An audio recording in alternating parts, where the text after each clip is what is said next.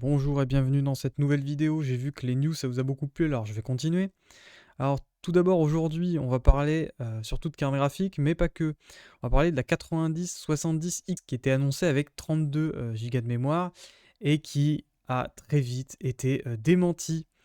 Voilà, donc on était heureux, on s'est dit chouette, AMD ne vont pas faire les rats sur la mémoire. Et ben on a eu tort. Frank Azor, donc l'architecte des solutions gaming et marketing d'AMD, nous dit qu'en gros il n'y aura pas d'une telle capacité sur ces cartes. En gros il l'a fait je crois sur X, où il avait répondu par une blague aux gens qui disaient qu'il y aurait une Radeon à 32 Go. Et il nous expose le fait qu'en gros ce serait utile que pour l'IA et pas pour les jeux vidéo. Alors c'est vrai que 32 Go c'est un peu abusé, pour beaucoup de jeux vidéo c'est pas très utile, mais on parle pas forcément de 32. 24 c'est bien, pas forcément 32, donc bon. Et il parle aussi que, en gros, il y a 100 balles d'écart entre la 7600 8 Go et la 7600 XT 16 Go. Bon, pourquoi pas, mais je pense que comme d'habitude, AMD sont des spécialistes dans l'art de rater des occasions. Euh, AMD, c'est un peu... ils ont une capacité, ils ont des boulevards devant eux et ils ont la capacité de louper ce boulevard. C'est impressionnant. Je ne comprends pas comment les marketeurs d'AMD font pour se planter une fois sur deux. Pourquoi ils ne nous lancent pas des cartes, même où ils font pas de bénéfices dessus pendant au moins une génération, et comme ça ils auront un parc installé comme Nvidia l'avait fait. Enfin, Nvidia, ils n'avaient pas fait ça, mais en gros, ils étaient la marque la plus installée, et après, ils peuvent augmenter les prix et se permettre de nous entuber jusqu'au bout. Et pourquoi ils font pas ça sur une ou deux générations, quitte à un peu rogner sur leur profit? Ils font la blinde de profit sur leur CPU. Pourquoi ne pas vendre, je demande pas à perte non plus, mais un peu moins bien des cartes graphiques? Donc bon, je comprends pas pourquoi AMD, ils sont pas capables de voir le boulevard qu'ils ont.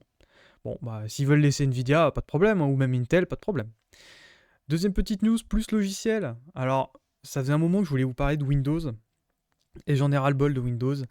Donc cette mise à jour, moi je l'ai faite, j'ai aucun problème bien sûr, mais je vous rappelle cette petite phrase: si ça ne vous arrive pas, c'est pas parce que ça n'existe pas, hein. C'est pas parce que vous avez pas le problème que d'autres ne l'ont pas. Donc moi par exemple je ne l'ai pas expérimenté, mais le fait que cette mise à jour puisse faire planter l'explorateur de fichiers, c'est pas quelque chose de révolutionnaire. Ça fait des années, des dizaines d'années que je suis sur Windows. Des mises à jour qui vous font planter l'ordinateur, c'est pas comme si on pouvait ne pas croire ces gens-là. Donc là, ce serait la dernière mise à jour en date, donc la KB 5051 987, qui fait en sorte que l'explorateur de fichiers ne répond plus. Voilà, c'est-à-dire qu'en gros, des fois on peut plus ouvrir de fichiers, le truc plante d'un coup, ou alors des gros fichiers qu'on essaie de déplacer, ça marche pas. Bref, c'est planté. Donc, si vous avez un problème sur votre ordinateur depuis pas longtemps, sachez qu'il y a une grande probabilité que ce soit peut-être à cause de ça. Donc, n'hésitez pas à regarder dans Windows Update si vous avez téléchargé cette mise à jour. Et encore une fois, c'est pas parce que vous ne l'avez pas que d'autres ne l'ont pas. Ensuite, la 5070 Ti, donc, il paraît que la disponibilité, bon alors ça, je m'y attendais, sera aussi catastrophique que pour les 5080 et les 5090. Bon, on va être simple, hein. Depuis la pandémie, c'est simple, on n'a pas eu une génération de cartes graphiques où il y a eu une bonne disponibilité ou un bon prix. Donc de toute façon, maintenant c'est fini, hein, c'est complètement fini. Et surtout, je pense qu'ils ont retardé la sortie des 5070, 5070 Ti pour matcher avec la sortie de AMD et les concurrencer. Encore une fois, je ne comprends pas pourquoi AMD ne prend pas le boulevard qu'il aurait proposé pour massacrer Nvidia, je ne comprends pas. En tout cas, une chose est sûre, c'est que j'ai l'impression qu'Intel, avec ses prochaines mises à jour, donc ce sera plus les Battlemage, ce sera les C, je sais plus ce que c'est exactement. J'espère qu'ils vont réussir à prendre le boulevard que AMD n'a pas pris, parce que sinon, je peux vous dire qu'on va morfler.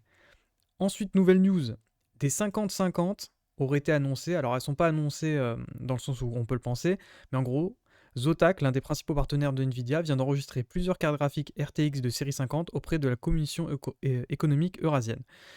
Parmi elles, la RTX 5050. Alors, j'aime bien l'article qui nous parle de GPU abordable et qui, trois phrases plus loin, nous explique: oui, ce sera un prix avoisinant les 300 balles. 300 balles pour une 50-50, qui est prêt à payer ce prix? Levez la main. Moi, je ne suis pas prêt à payer ce prix. Je suis prêt à limite à acheter à crédit à 600 balles une autre carte graphique, une 7700 XT ou n'importe quelle autre chose. Mais alors, une 50-50 à ce prix-là, c'est une blague. Et alors, en plus, la blague continue qui n'en est pas une, 8 Go de VRAM. Donc, vous êtes en train de me dire que la 50-50 a 8 Go, La 5060 aura 8 Go, et toutes les autres au maximum, à part la 90 évidemment, auront 16 Go.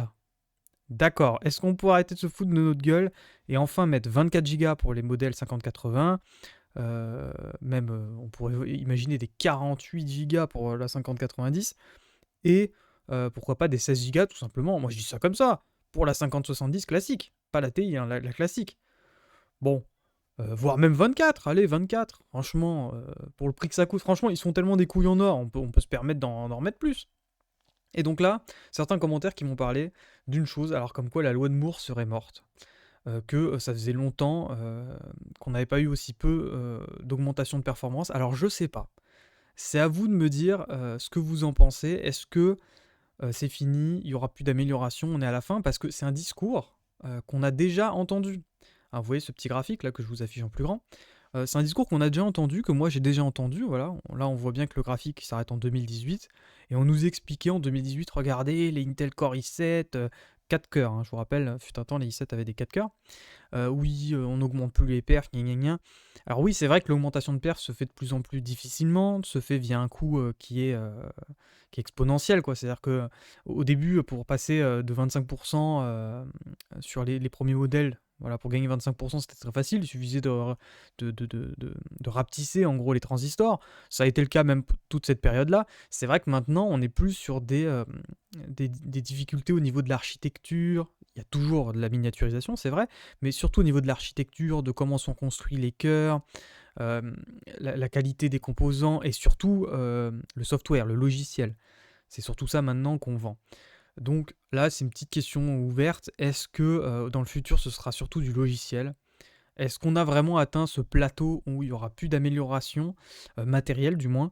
Je ne sais pas, je vous laisse seul juge de ça. Je sais que beaucoup de gens sont partisans du fait qu'il n'y aura plus d'amélioration. Moi, je n'en sais rien. J'ai souvent entendu ça, ça s'est souvent avéré faux. Voilà, c'était une petite vidéo pour raconter une news. N'hésitez pas à mettre un petit pouce bleu si ça vous a plu. Et à la prochaine. Ciao.